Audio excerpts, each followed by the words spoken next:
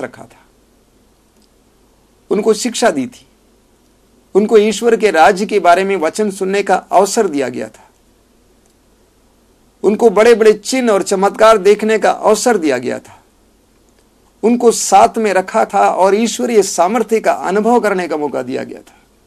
इसके बावजूद जब प्रभु वास्तव में दुख से होकर गुजर रहे थे, प्रभु के प्रिय शिष्य भी प्रभु के साथ जाग नहीं पाए।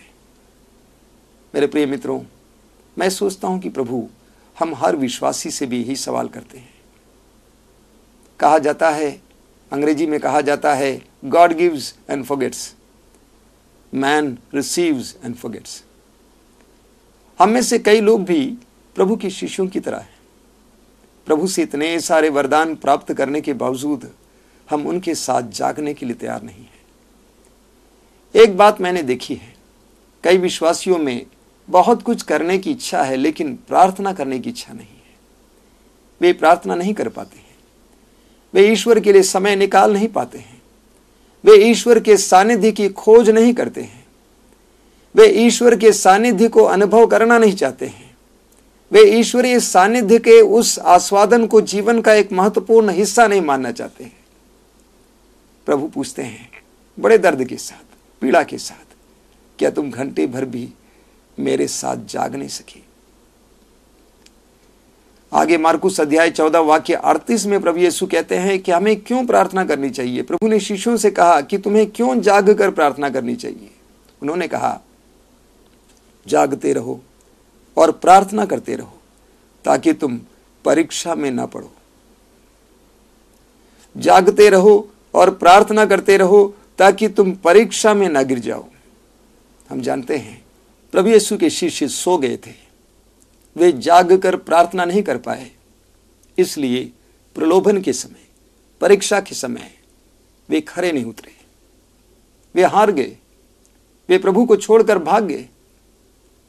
उनको अपने विश्वास और प्रेम की पहचान देनी थी, लेकिन वे दे नहीं पाए। उनको यीशु का साक्ष्य देना था और वे दे नहीं पाए। हालांकि पेतरुस ने कहा था कि ये सभी छोड़कर भागेंगे, लेकिन मैं आपके लिए जान तक देने को तैयार हूं, और पेतरुस भी छोड़कर भाग गया, क्योंकि वे जाग कर प्रार्थना नहीं किए। ठीक इसके विपरीत हम प्रभु को देखें। प्रभु जाग कर प्रार्थना करते रहे। आने वाली दुखों को देखते हुए पिता ईश्वर से सामर्थ्य मांगते गए और आग्रह के साथ प्रार्थना करते गए कि उनके शरीर से खून का पसीना बहने लगा। और इसलिए जब उनको दुख सहना पड़ा, दुखों का सामना करना पड़ा, तो प्रभु हारे नहीं। प्रवक्ता ग्रंथ के अध्याय 2 उसके वाक्य 1 से लेकर हम पढ़ते हैं। प्रभु का वचन कहता है, प्रभु कहते हैं, पुत्र, यदि तुम प्रभु की सेवा करना चाहते हो तो दुख का सामना करने को तैयार हो जाओ। यदि तुम प्रभु की सेवा करना चाहते हो तो दुख का सामना करने को तैयार हो जाओ। और प्रभु यीशु मसीह उस रात में प्रार्थना के जरिए अपने आप को दुख का सामना करने के लिए तैयार कर रहे थे। और यही कारण है, जब दुख आया, जब उनके प्रिय 12 शिष्यों में से एक ने चांदी के सिर्फ 30 सिक्कों के लिए उनको पकड़वाया, तो प्रभु टूटे नहीं। जब उनके प्रिय शिष्यों का अगुआ पेतरुस ने उनकी ही आंखों के सामने उनको तिरस्कार किया और कहा कि मैं उनको नहीं जानता हूं, तो प्रभु टूटे नहीं। जिन लोगों की उन्होंने सेवा की थी, उन लोगों ने ये पुकारते हुए चिल्लाए कि बराबस को छोड़िए और इसे क्रूस दीजिए, तो प्रभु यीशु टूटे नहीं। जब प्रभु के ऊपर प्रहार किया गया, 40 कोड़े बरसाए गए, प्रभु टूटे नहीं। जब उन पर थूका गया, उनका उपहास किया गया, वे टूटे नहीं। जब उनको एक दूसरी सजा, मौत की सजा भी सुनाई गई, वे टूटे नहीं। क्रूस पर लटकाए गए, वे टूटे नहीं, क्योंकि वो अपने आप को तैयार किए थे। मैंने देखा है कि इस दुनिया में बहुत सारे लोग दुख के आने पर टूट जाते हैं, क्योंकि वे जाग कर प्रार्थना नहीं करते हैं, क्योंकि वे दुखों का सामना करने के लिए अपने आप को तैयार नहीं करते हैं, प्रभु के शिष्यों की ही तरह। और प्रभु उनसे भी, हम सबसे सवाल करते हैं, क्या तुम मेरे साथ जाग नहीं सके घंटे भर भी?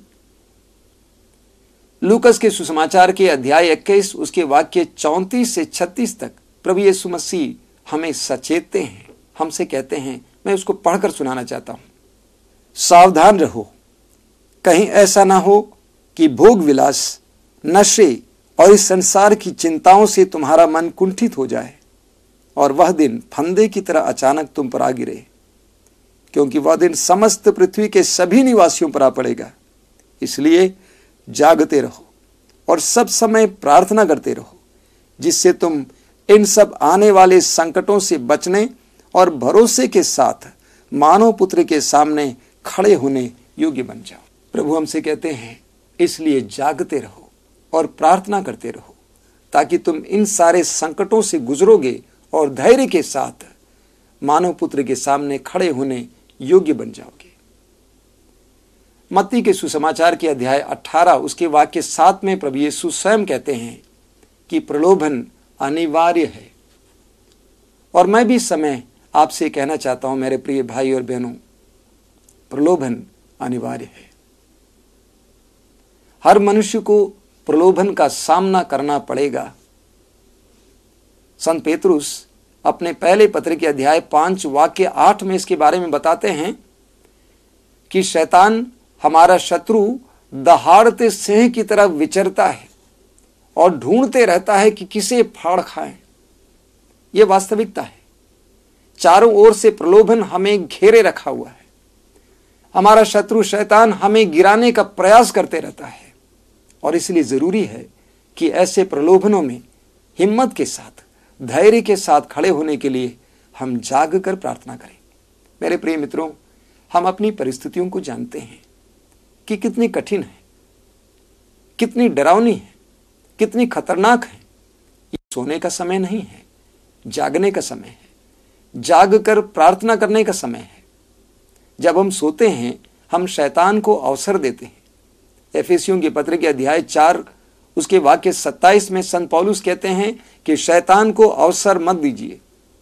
जब हम सोएंगे, प्रार्थना नहीं करेंगे, हम शैतान को अवसर देते हैं।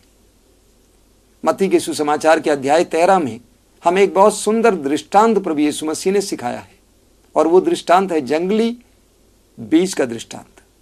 एक व्यक्ति ने अपने खेत में अच्छे बीज बोया और उसके बाद वो और उनके नौकर सो गए। जब वे सभी सोए हुए थे, उस समय दुश्मनों ने आकर उनके खेत में जंगली बीज बो दिया। जब हम सोते हैं, प्रार्थना में सजग नहीं है, तो हमारा दुश्मन शैतान हमारे जीवन में, हमारे परिवार में जंगली बीज बो देता है। ये जागने का समय है, प्रार्थना करने का समय है। प्रभु यीशु हर विश्वासी से वो सवाल बार बार करता है। वो पूछते हैं, क्या तुम घंटे भर भी मेरे साथ जाग कर प्रार्थना नहीं कर सकते? मेरे प्रिय मित्रों, हम प्रार्थना करना सीखें, प्रभु से सीखें, प्रतिदिन प्रभु को समय दें। अगर हम प्रभु से प्रेम करते हैं तो हमें उनको समय देना पड़ेगा और उसको ही हम प्रार्थना कहते हैं। मेरे प्रिय मित्रों, हम इस बात को ना भूलें कि हमें इस संसार में अंधकार की शक्तियों से लड़ना पड़ता है।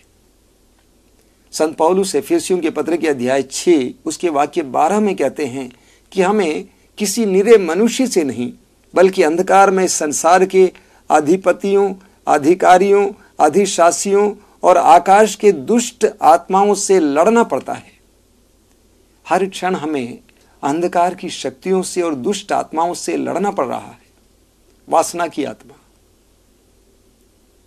ईर्ष्या की आत्मा, लालच की आत्मा, गुस्से की आत्मा, निराशा की आत्मा, उदासी की आत्मा, अविश्वास की आत्मा निरंतर हमें परेशान करती रहती है और हमें इनसे लड़ना है। संत पौलुस एफेसियों के पत्र अध्याय 6 वाक्य 10 में कहते हैं, इसलिए आप प्रभु से संयुक्त होकर सामर्थ्य प्राप्त करें। जीवन के संघर्ष में हमें प्रभु से संयुक्त होकर सामर्थ्य ग्रहण करना है। एक बार प्रार्थना में प्रभु ने मुझसे कहा, तुम जितना मेरे सानिध्य में बैठोगे उतना शुद्ध होते जाओगे। तुम जितना मेरे सानिध्य में बैठोगे उतना समर्थ होते जाओगे।